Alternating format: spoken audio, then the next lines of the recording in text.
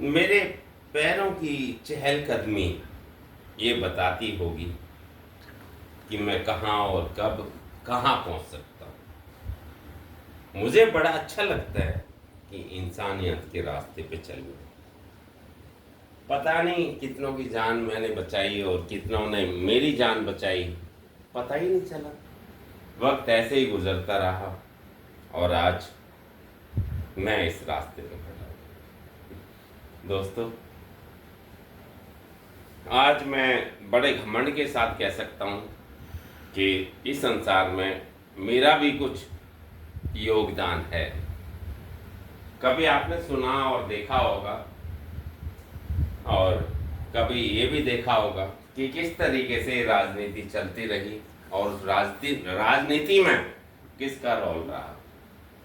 कभी महात्मा गांधी, कभी राजीव गांधी, कभी इंदिरा गांधी, कभी राहुल गांधी, लेकिन आज एक और चैप्टर सामने आ रहा है आपके, वो है अरविंद केजरीवाल।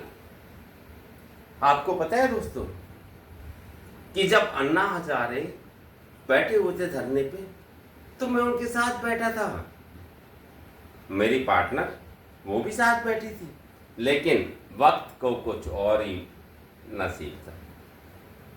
आज वो हकीकत सामने आ रही है कि किस तरीके से मैं अन्ना हजारे के साथ में बैठा हुआ था और ये सारी चीज़ें, और अरविंद केजरीवाल जो है दिल्ली का मुख्यमंत्री बना।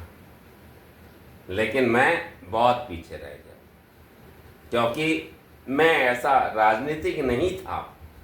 मुझे राजनीति की जान पहचान नहीं थी और मुझे पता नहीं था कि कल क्या होगा। मैं तो सिर्फ रामलीला मैदान के चक्कर काटता ही रह गया। लेकिन आज आपके सामने मैं एक चीज़ और सामने कर रहा हूँ कि जैसे बीजेपी, कांग्रेस और ये राजनीतिक पार्टियां जो चलती रही हैं, क्या इनका कोई अस्तित्व है?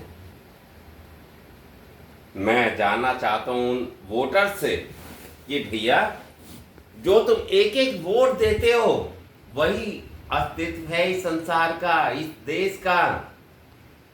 आगे का प्रधानमंत्री कौन बनेगा डिसाइड हम करते हैं, क्योंकि हम जनता हैं। जनता ही आगे के प्रधानमंत्री को, आगे के एमएलए को और आगे के एमपी को डिसाइड करते हैं। लेकिन हम कहीं ना कहीं चूक जाते हैं। हम समझ नहीं पाते कौन सी पार्टी निर्दलीय क्या है।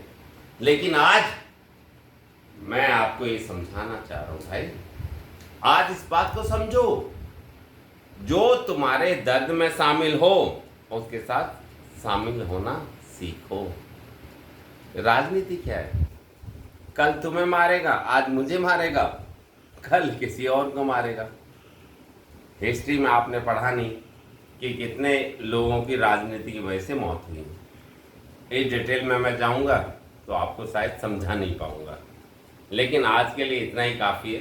सिर्फ इतना बता रहा हूँ कि ये राजनीति से हट के ना समाज सेवा में आ जाओ और मेरे साथ जुड़ जाओ।